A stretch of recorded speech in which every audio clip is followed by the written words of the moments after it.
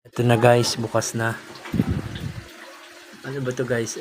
Ginigisa ba o sa nakakaalam? Ayan.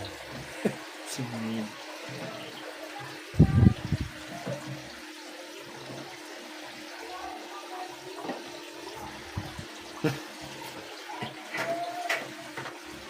Ayan. Ito ba yung ginigisa o ano?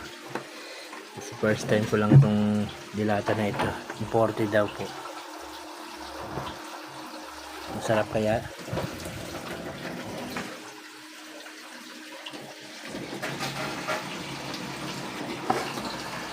Dieti. Bukan na natin yan. Ayan. Ito yung laman niya. Uy. Ano ba ito? Parang ham.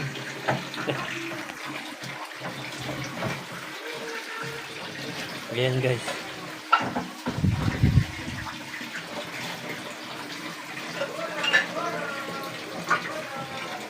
Don't forget to follow. Thank you.